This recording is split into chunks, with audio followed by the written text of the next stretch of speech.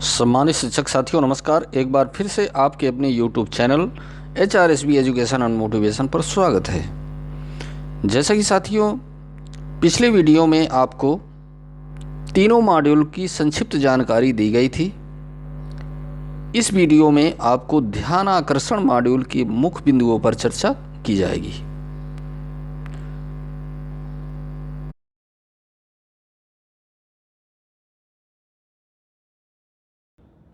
सभी शिक्षक साथियों को मेरा नमस्कार।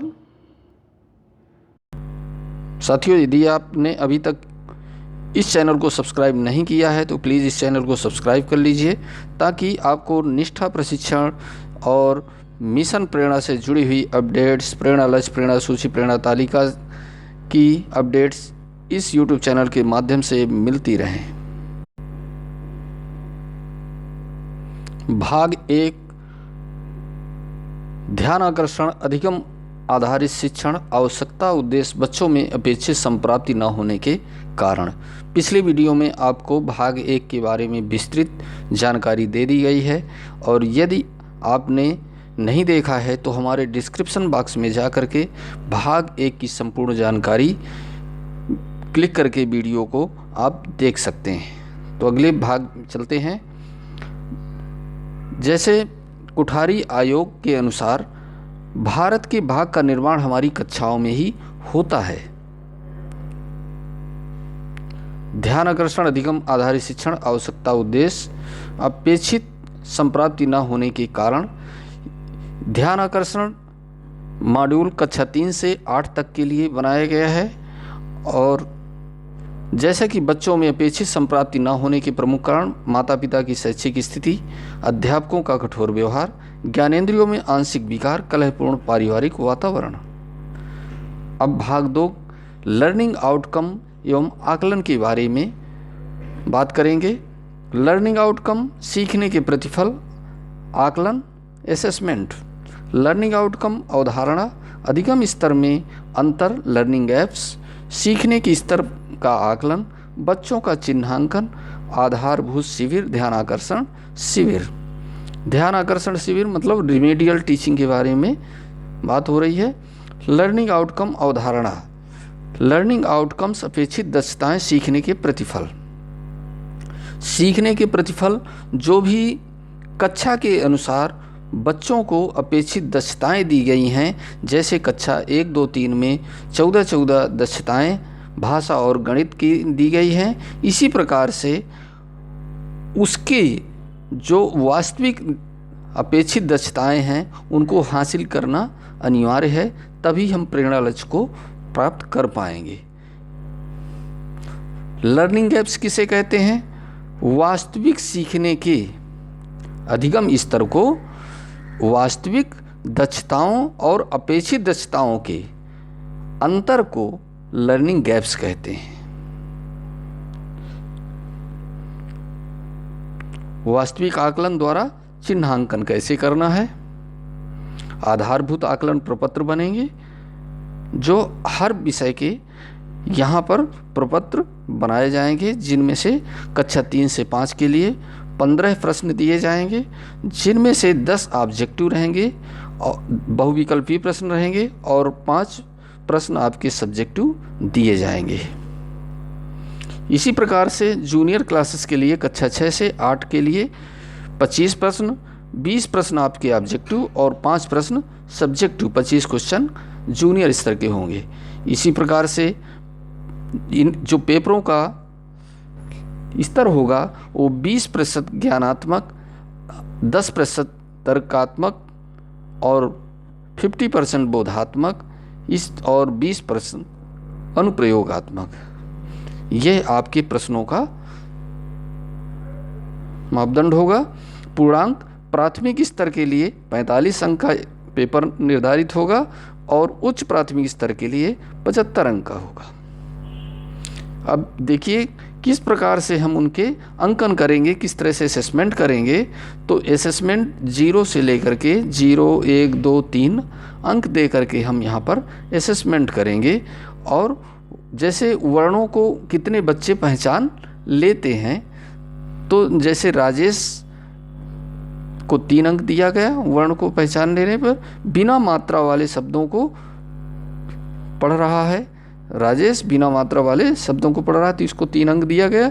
इसी तरह से 2 अंक मात्रा वाले शब्दों को पढ़ रहा है, इसमें से 1 अंक। जैसे जैसे उसकी उपलब्धि होगी इसी प्रकार से आपकी गणित भाषा में, गणित विषय में भी आप चेक करेंगे। तो यहाँ पर 0, 1, 2, 3 अंक दे करके आप अपना उसका असेसमेंट कर सकते हैं। अब असेसमेंट करने के बाद इसमें से 3 समूह में उनको डिवाइड करेंगे बच्चों को, जैसे समूह ए, समूह बी और ग्रुप सी होंगे। 3 वर्ग कैसे कैसे होंगे? यहाँ पर प्राथमिक स्तर पर समूह ए में 21 से 45 अंक प्राप्त करने वाले छात्रों की सूची होगी समूह ए में, और समूह बी जो बनेगा 16 अंक से 20 अंक प्राप्त करने वाले छात्र समूह बी में होंगे, और ग्रुप सी में 15 या 15 से कम अंक प्राप्त करने वाले छात्रों की यह प्राथमिक स्तर की सूची बनेगी।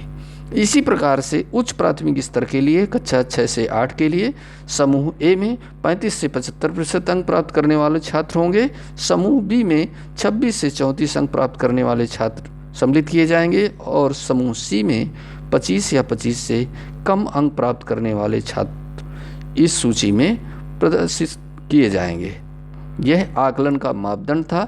इसके पश्चात 50 दिवसीय ध्यानाकर्षण शिविर आयोजित किया जाना है। Formative assessment, assessment for learning, रचनात्मक आकलन।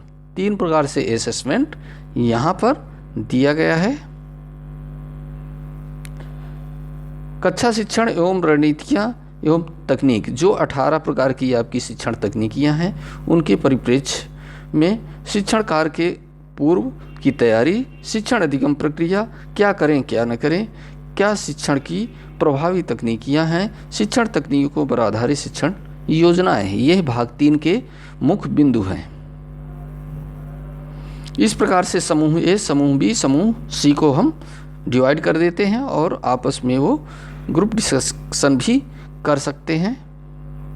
शिक्षण योजना, टीचिंग लर्निंग मटेरियल्स की व्यवस्था करेंगे, बैठक व्यवस्था कैसी रहेगी, इसके बारे में भी आपका भाग 3 के अंतर्गत रहेगा। ध्यान आकर्षण शिविर के अंदर क्रियाशीलता के बारे में कि कितने प्रतिशत बच्चों का क्रिया एक्टिवनेस होना चाहिए और कितने % आपके टीचर्स का होना चाहिए, शिक्षक का होना चाहिए।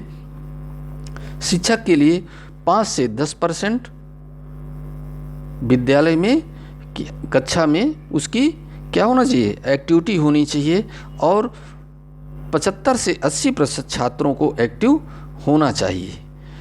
शिक्षक व छात्र 5 से 10%। इस प्रकार से ध्यानाकर्षण शिविर में उनकी क्रियाशीलता को देखेंगे। यह ध्यानाकर्षण शिविर की एक टेबल बनाई गई है।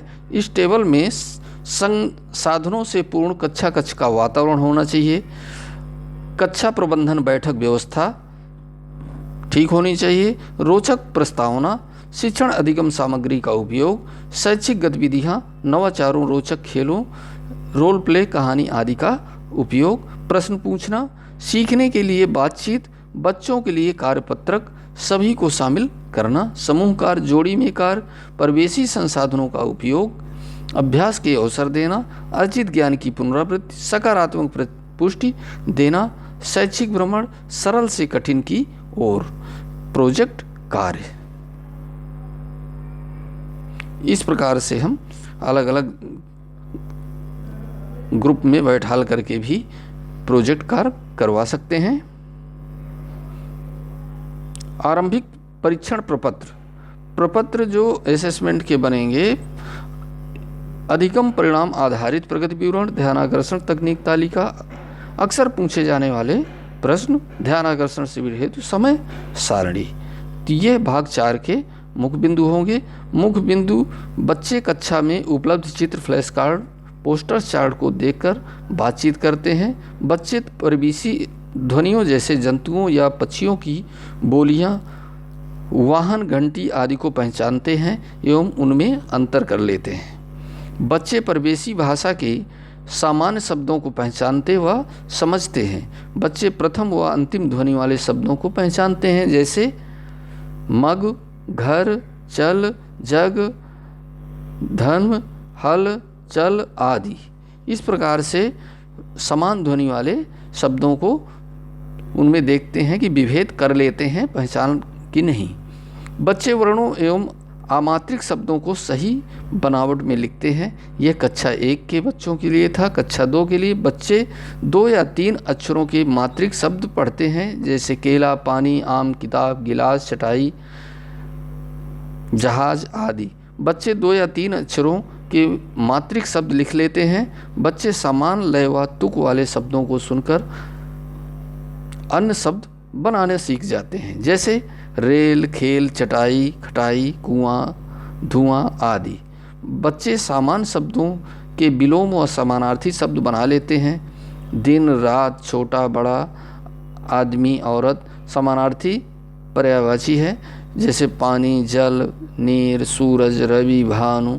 इस प्रकार से कक्षा 2 के बच्चों के लिए ये आपका अधिगम लर्निंग आउटकम्स देख करके उनको हम आकलन कर सकते हैं। परिणाम प्राप्ति की स्थिति पूर्ण रूप से या आंशिक रूप से, जो भी हम देखते हैं कि उनकी क्या है, वहाँ पर आपको टिक कर लेते हैं। और अगर बिल्कुल भी नहीं जानकारी है, बच्चों को जवाब नहीं दे पा रहे हैं, तो यहाँ नगन की स्थिति में को टिक कर लेते हैं। इसके बाद ध्यान आकर्षण शिविर हेतु तो एक समय सारणी बनाई जाती है।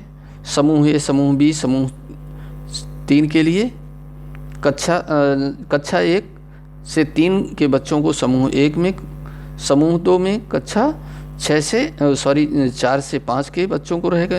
समूह 3 कक्षा 6 से 7 और 8 के बच्चों को रखा जाएगा। इस प्रकार से ये अवधि 50 कार्य दिवस की यह आयोजित की जाएगी। गणित, हिंदी और जो भी सामान्य विषय हैं उन विषयों को यहाँ सम्मिलित किया जाएगा। अंग्रेजी, संस्कृत, हमारा परिवेश।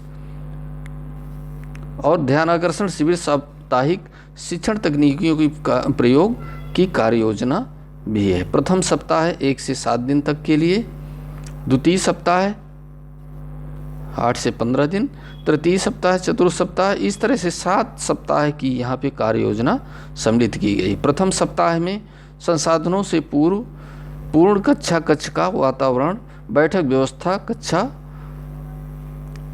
रोचक प्रस्तावना।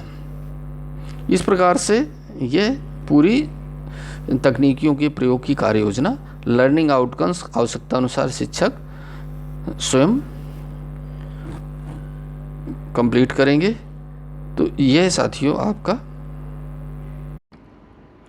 आज का वीडियो यदि उपयोगी लगा हो तो लाइक कर दीजिए और मित्रों में शेयर कर दीजिए। अपने मूल्यवान विचारों से कमेंट सेक्शन में अवश्य अवगत कराएं। आगामी वीडियो में मिशन प्रेरणा के अन्य प्रमुख बिंदुओं पर वार्ता होगी। तब तक के लिए आपसे अनुमति चाहता हूँ। धन्यवाद।